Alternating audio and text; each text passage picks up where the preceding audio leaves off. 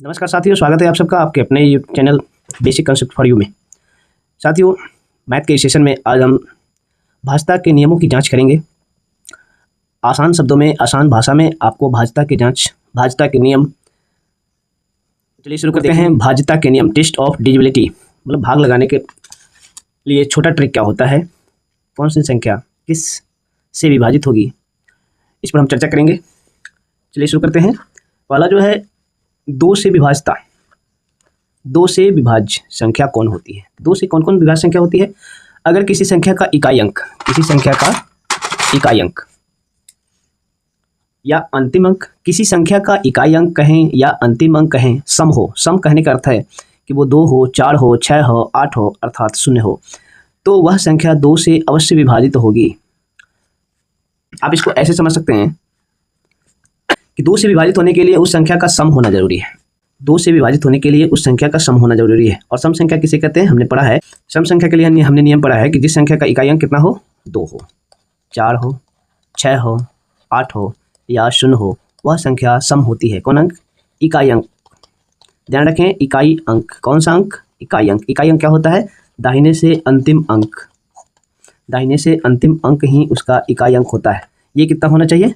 या तो 2 होना चाहिए, या 2 होना चाहिए, या 4 होना चाहिए, या 6 होना चाहिए, 8 होना चाहिए, या 0 होना चाहिए। इकाई अंक होने चाहिए। 2 से विभाज्य संख्या कौन कौन होती है? अगर किसी संख्या का इकाई अंक, इकाई अंक, अगर किसी संख्या का इकाई अंक या अंतिम अंक सम हो, अर्थात वो 2 हो, 4 हो, 6 हो, 8 हो या 0 हो, तो वह संख्या क्या होगा? 2 से विभाज्य हो जाएगी। 2 से विभाज्य हो जाएगी। 2 से विभाज्य होने की शर्त है कि किसी संख्या का सम होना सबसे पहले जरूरी है। कोई संख्या सम तब होगा जब उसका इकाई अंक 2 होगा, 4 होगा, 6 होगा, 8 होगा या 0 होगा, तो वह संख्या 2 से विभाज्य हो जाएगी। 3 से विभाज्य संख्या, 3 से वैसी संख्या विभाज्य होती है। 3 से विभाज्य संख्या, 3 से वैसी संख्या विभाज्य होती है जिनके अंकों का, देखिए कोई भी अगर संख्या दी हुई है आपके सम्मुख, कोई भी संख्या है, तो उसके अंकों को क्या करेंगे हम? उसके अंकों को हम क्या करेंगे? सबसे पहले हम ऐड करेंगे। उसके अंकों को सबसे पहले हम क्या करेंगे? ऐड करेंगे, जोड़ देंगे उसको। मान लीजिए यहाँ 2, 3 और 1 दिया हुआ है, तो कितना दिया हुआ है? 2, 3 और 1 दिया हुआ है। ये 2, 3 और 1 दिया हुआ है। इन सभी संख्या अंकों को अगर हम जोड़ते हैं तो 2, 3, 5 और 1 6 हो जाता है। 6 3 का गुणज है, या 3 के पहाड़ा में 6 है, या 3 से 6 विभाज्य है। अतः हम यह कह सकते हैं कि 231 3 से विभाज्य है। 3 से विभाज्य होने के लिए शर्त है कि अगर कोई दी गई संख्या में प्रयुक्त अंकों का योग 3 से विभाज्य है तो वह संख्या 3 से अवश्य विभाज्य होगा। तो कहने का मतलब है कि कोई भी संख्या आपके समक्ष अगर बड़ी से बड़ी संख्या, मान लीजिए 6, 2, 3, 4, 5, 6, 8, 9, 3, ये एक बड़ी संख्या आपके सम्मुख दिया हुआ है और पूछ रहा है कि यह 3 से विभाज्य है नहीं, तो इसमें हम क्या करेंगे? इसके अंक को ऐड करेंगे। तो इसके अंक कौन कौन से होंगे? 6। इसके अंक है 6 और 2 8, 8 3 11, 11 11 और 4 15, 15 5 20, 20 6 26, 26 और 8 34, 34 और 9 34 और 9 33 और 34 9 43, 43 और 3 43 और 3 हमारे सम्मुख आते हैं 46। 46 जो कि 3 का गुणज नहीं है, अर्थात 3 का गुणज 46 नहीं है, या यूँ कह सकते हैं कि 3 से 46 नहीं कटेगा। इसको और तोड़ना है तो इसको और तोड़ लीजिए, 6 और 4 को जोड़ लीजिए तो ये 10 हो जाता है। 10 3 के पहाड़ा में है नहीं, तो इसका मतलब है कि ये दी हुई जो संख्या है वह 3 से विभाज्य नहीं होगी। 4 से विभाज्य संख्या कौन कौन सी हो सकती है? 4 से कौन कौन सी संख्याएं विभाज्य हो सकती है? तो देखिए, गौर से देखिए, आपके सम्मुख कोई भी संख्या दी हो, कोई भी संख्या आपके सम्मुख दी हुई है, बस उसका अंतिम 2 अंक देखना है। जिन संख्याओं का अंतिम 2 अंक 4 से विभाज्य हो तो वह संख्या 4 से अवश्य विभाजित होगी। आपके सम्मुख कोई भी कितनी भी बड़ी संख्या दे दी गई हो तो हमें कुछ नहीं देखना है, बस उसके अंतिम 2 अंक देखने हैं। उसके अंतिम 2 अंक ही हमें देखने हैं। 2 अंकों के पर ही ध्यान देना है, अंतिम 2 अंकों पर ही हमें ध्यान देना है। हमें कुछ नहीं देखना है, हमें सिर्फ उसके अंतिम 2 अंकों को देखना है। बस हम इस पर ध्यान देंगे कि उसके अंतिम 2 अंक क्या हैं। अंतिम 2 अंकों पर हम ध्यान दे देंगे तो हमारा हिसाब कंप्लीट हो जाएगा। अंतिम 2 अंक देखिए, इसका अंतिम 2 अंक 12 है, जो कि 4 का गुणज है 12, इसलिए ये 412 4 से विभाजित हो जाएगी। इसका अंतिम अंक 56 है, जो कि 4 का गुणज है 56, 14 चौका 56 होता है, इसलिए ये भी संख्या 4 से विभाजित हो जाएगी। इसका अंतिम 2 अंक 3 है, 36 है, जो कि 9 के पहाड़े में 36 है, 9 चौके 36, अर्थात यूँ कह सकते हैं कि 36 4 का गुणज है। अतः 42 556, 42 या 556 भी 4 से विभाजित है। इस तरह बड़ी से बड़ी संख्याओं का भी विभाजन आप आसानी से कर सकते हैं कि ये 4 से विभाजित है या नहीं। बस उसके अंतिम 2 अंक देखना है। क्या देखना है? उसके अंतिम 2 अंक, बस इसी पर आपको ध्यान देना है। अंतिम 2 अंकों पर ही ध्यान देना है और आप समझ सकते हैं आसानी से कि यह 4 से विभाजित है अथवा नहीं है।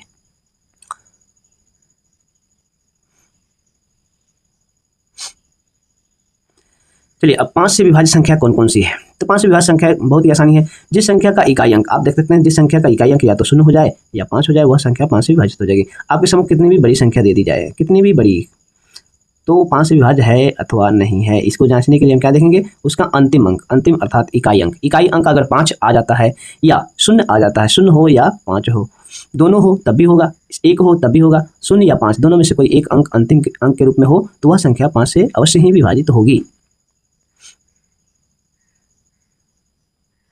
6 से विभाज्य संख्या कौन सी है? तो वैसी सभी संख्याएं 6 से विभाजित हो है जो 2 और 3 यहाँ 3 होना चाहिए, 2 और 3 दोनों से विभाजित हो जाएं, वे सभी संख्याएं 6 से अवश्य विभाजित हो जाएंगी। तो 2 से विभाजितता के नियम आपने पढ़ लिया है कि जो संख्या सम होगी वह 2 से विभाजित होगी। सम होने का नियम क्या है कि जिसका अंतिम अंक, इकाई अंक 0, 2, 4, 6, 8, 0, 2, 4, 6, 8 हो, वह संख्या 2 से अवश्य विभाजित होंगी। 3 से विभाजितता का नियम क्या है कि अंकों को जोड़ देना है। उसके अंक, मान लीजिए कि कोई अंक आपके सामने है 6, 3, 8, 3, 11 और 4, 15, ये 3 से विभाजित है या नहीं। अब देखिए इसके इकाई अंक 4 हैं तो यह 2 से तो विभाजित है ही, लेकिन यह 3 से है या नहीं, तो इसके अंक जोड़ते हैं 8, 3, 11 और 4, 15, 15 आते हैं जो कि 15 3 का गुणज है। अतः यह 834 जो दी गई संख्या है वो 6 से विभाजित हो जाएंगी। क्योंकि ये 2 और 3 दोनों से विभाजित हो रही है, इसलिए यह संख्या 6 से विभाजित हो जाएंगी। देखिए 7 से विभाजितता के नियम क्या है? कोई संख्या आपके सम्मुख दिया हुआ है, वो संख्या 7 से विभाजित है या नहीं है, इसकी जांच आप इत्मीनान से देखिए, क्योंकि यह थोड़ा सा सरल है और थोड़ा कठिन भी है। क्योंकि देखिए सरल इसलिए है कि आपको समझ आ गया है तो ये सरल है, नहीं समझ पा रहे हैं तो ये कठिन है। देखिए कोई भी संख्या आपके सम्मुख क्या है, दिया हुआ है, कोई भी संख्या आपके सम्मुख दिया हुआ है, कोई भी संख्या आपके सम्मुख दिया हुआ है, तो क्या करेंगे, उसके इकाई अंक, क्या, बस एक पॉइंट को देखना है, इकाई अंक। उसमें क्या करेंगे, 2 से गुणा करना है। क्या करना है, 2 से गुणा करना है। किस अंक को गुणा करना है, इकाई अंक। कौन सी संख्या में करना है कि कोई भी संख्या आपके सामने अगर दे दी गई है तो उसके इकाई अंक, कौन से अंक, इकाई अंक। इकाई अंक में क्या करना है, 2 से क्या करना है, गुणा करना है, 2 से गुणा करना है, और उसके बाद क्या करना है, शेष संख्या से उसको घटा देना है। कोई काम नहीं है, कोई बड़ा रॉकेट साइंस नहीं है, कोई बड़ा काम नहीं है, कोई बड़ा लोचा नहीं है, कोई समस्या नहीं है। बस उसके देखना है कि उसके इकाई अंक को 2 से क्या करना है, गुणा कर देना है, और 2 से गुणा करने के बाद इकाई अंक के अलावा जो शेष संख्या बचती है उसके गुणनफल को उसमें से घटा देना है। और यह क्रिया तब तक करना है जब तक कि वह संख्या छोटा ना हो जाए, और छोटा होने के बाद उसमें हम 7 से भाग दे देंगे। अगर भाग देने के बाद वो 7 से विभाजित हो जाती है तो दी गई संख्या, चाहे वो जितनी भी बड़ी संख्या हो, दी गई संख्या 7 से विभाजित हो जाएगी। अगर नहीं होती है तो वो संख्या 7 से विभाजित नहीं होगी। आइए एक उदाहरण के तौर पर हम लोग देख सकते हैं कि उदाहरण के आधार पर देख सकते हैं। चलिए उदाहरण के आधार पर हम लोग देखते हैं। देखिए आपके सम्मुख एक संख्या है 7, 6, 3, 5, 4, 2, 1। यह एक संख्या है। चलिए इसको प्रेस से देख लेते हैं। आपके सम्मुख कोई भी संख्या दे दिया जाए, इसको ले लीजिए 4, 3, 2, 1, 5, 4। ये एक आपके सामने संख्या है 4, 3, 2, 1, 5, 4, 4, 3, 2, 1, 5, 4, 4, 3, 2, 1, 5, 4, 4, 3, 2, 1, 5, 4, 4, 3, 2, 1, 5, 4। एक संख्या है जो आपके सम्मुख है। यह संख्या 7 से विभाजित है या नहीं है, इसकी जांच करके आपको बताना है। कैसे जांच करेंगे, आइए देखते हैं कि इसका इकाई अंक कौन है, 4 है। इसका इकाई अंक कौन है, 4 है। तो इसमें क्या करेंगे, हम 4 में 2 से क्या करेंगे, गुणा कर देंगे, तो कितना आ जाएगा, 8 आ जाएगा। 4 में क्या करेंगे, 2 से गुणा कर देंगे, कितना आ जाता है, 8। अब शेष संख्या, उसके पहले जो शेष है, शेष संख्या कौन कौन है, 4 है, 3 है, 2 है, 1 है और 5 है। उसमें से जो हम गुणा किए हैं उसको हम क्या करेंगे, घटा देंगे। घटाने के बाद हमारे पास जो आता है उसको लिखेंगे। अब हमारे पास देखिए, यहाँ देखिए 4, 3, 2, 1, 5, इसमें से जब हम 8 घटाएंगे तो हमारे पास संख्या बचेगा 4, 3, 2 के बाद 0 और 7, हमारे पास ये संख्या बच जाते हैं। अब पुनः ये क्रिया दोहरानी है तो हम क्या करेंगे, इसका इकाई अंक कितना हुआ, 7 हो गया। अब इसको हम क्या करेंगे, 7 में पुनः 2 से गुणा करेंगे तो हमारे पास आ जाते हैं 14। कितना आते हैं, 14।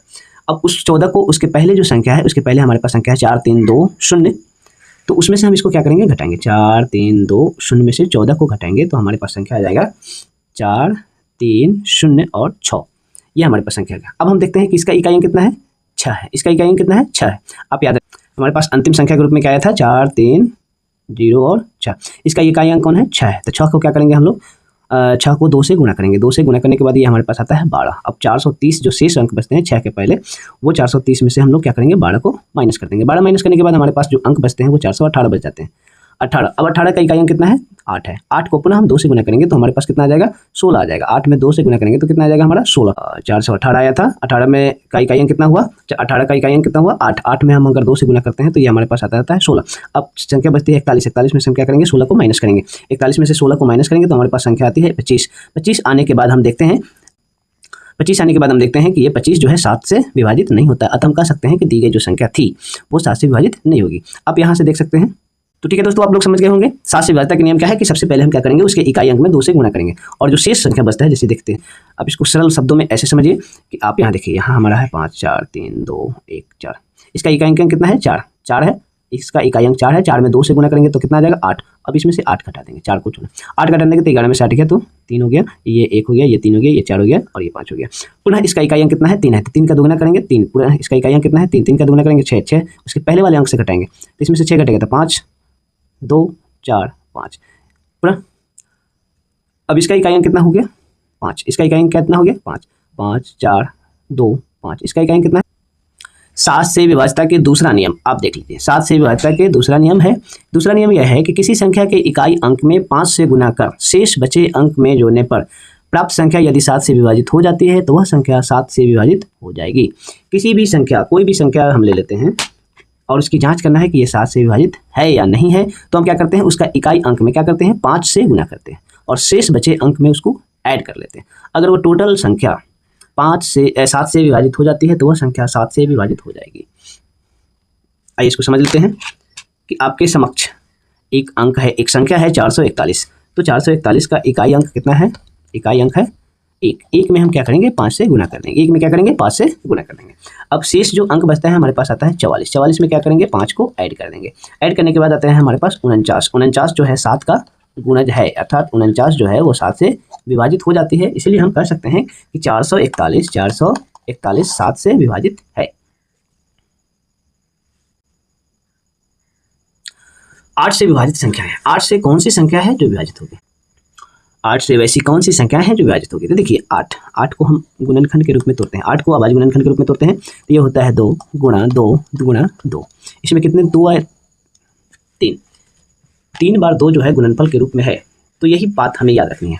तो कोई भी अंक दिया हुआ है, कोई भी संख्या दिया है, उसका अंतिम 3 अंक, इसमें 2 आए 3 बार तो इसलिए अंतिम 3 अंक अगर 8 से विभाजित है, किसी भी दी गई संख्या के अंतिम 3 अंक, किसी भी संख्या के अंतिम 3 अंक, कितने अंक अंतिम 3 अंक,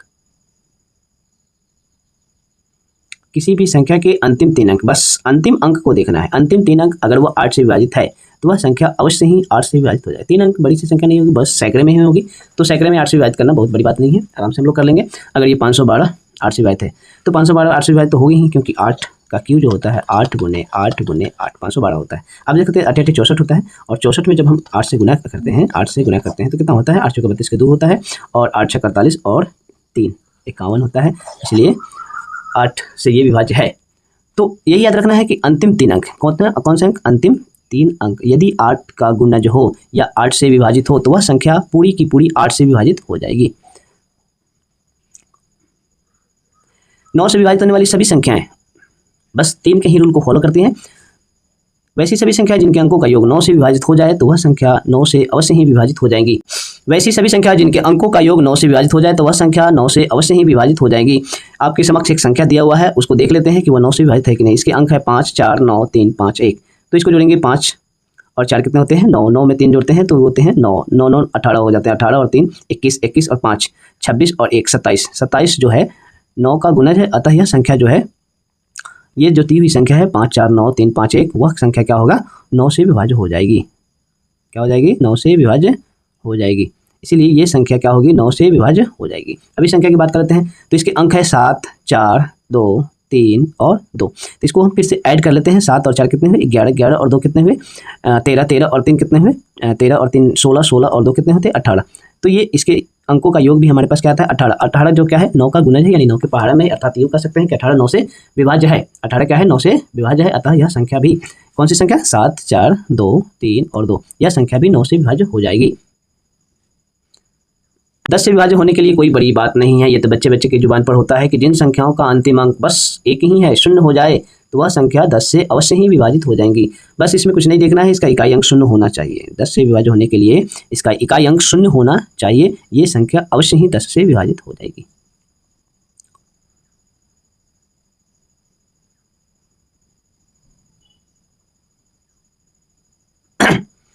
चलिए अब देखते हैं 11 से विभाज्य वह कौन सी संख्या है जो 11 से विभाज्य है। तो 11 से विभाज्य होने के लिए हमें पास कौन सी संख्या है, आपके समक्ष कोई भी बड़ी हो छोटी हो मोटी हो नाटी हो कोई भी संख्या दे दी गई हो, उसको चेक करके बताना है कि यह 11 से विभाज्य है या नहीं है। तो इसको 11 से विभाज्य होने के लिए इसके हम स्थान को देखते हैं। इसमें जो अंक दिया हुआ है 7, 5, 4, 6, 8 और 9, ये इसमें अंक दिए हुए हैं। इस संख्या के अंक हैं 7, 5, 4, 6, 8 और 9, ये अंक हैं इस संख्या के। अब हम इसको सीरियली कर लेते हैं। तो ये पहले स्थान पर है, ये दूसरे स्थान पर, ये तीसरे स्थान, ये चौथे स्थान, ये पाँचवें और ये छठे स्थान पर है। इधर से हम देखते हैं इकाई दहाई जब गिनना होगा तो हम इधर से गिन लेंगे। तो इसके स्थान में हम देखते हैं समस्थान और विषम स्थान देखते हैं। तो ये विषम स्थान कौन सा है? 1 है, 3 है और 5 है। तो सबसे पहले हम क्या करते हैं, 1 को जोड़ लेते हैं, 3 को जोड़ लेते हैं और 5 को जोड़ लेते हैं।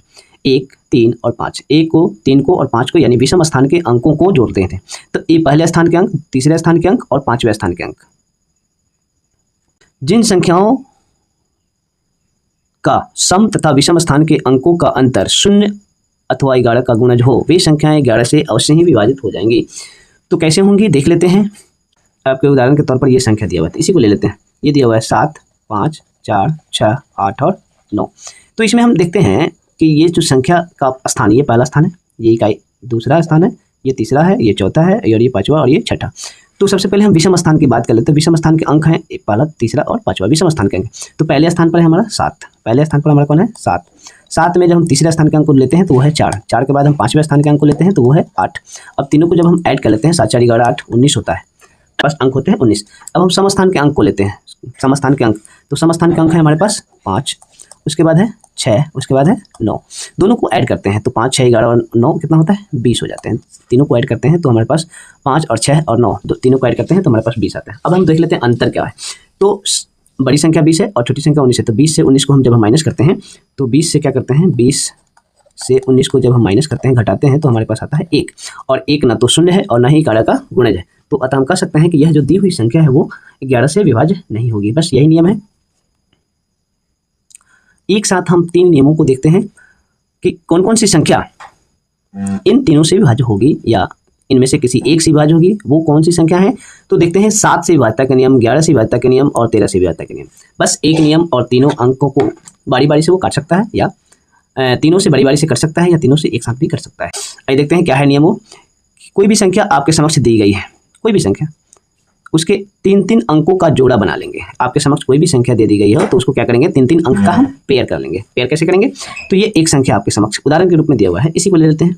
तो ये एक संख्या हो गया 5, 6, 8, 6, 4 और 3, ये एक संख्या दिया हुआ है। तो 3-3 का पेयर बनाना है कि 3 अंक ये हो गए और 3 अंक ये हो गए।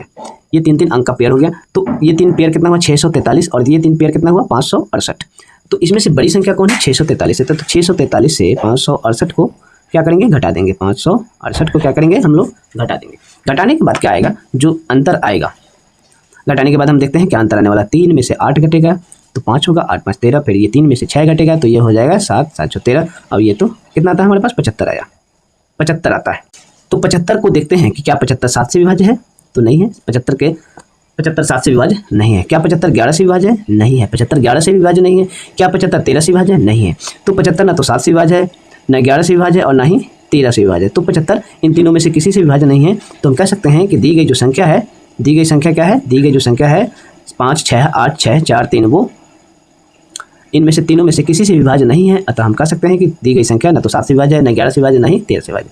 तो एक नियम तो आप समझ गए कि 13 से विभाज्यता के नियम, 7 से विभाज्यता के नियम तो आपने पढ़ लिया है। एक नियम और ऐड हो जाता है कि 7 से विभाज्यता के 3 नियम आपके पास आ जाते हैं। 11 से विभाज्यता आपने पढ़ा है, एक नियम और ऐड हो गया, 2 नियम हो गया। 13 से विभाज्यता के नियम अभी तक नहीं पढ़ा तो 13 से विभाज्यता के इस नियम को आप देख लीजिए। ये नियम 13 से विभाज्यता के नियम को बता देगा। एक साथ वो 7, 11 और 13 से विभाजित होने की शर्त को पूरा करता है इस नियम के आधार पर। तो ये अकेला नियम इन 3 संख्याओं से विभाजित होने की शर्त को पूरा करता है। ठीक है दोस्तों, चलिए अगर आपको यह वीडियो पसंद आया हो तो लाइक कर दें, कमेंट कर दें, अपने दोस्तों के साथ शेयर भी कर दें। आपके सहयोग एवं सुझाव की कामना के साथ आपसे विदा लेते हैं। धन्यवाद।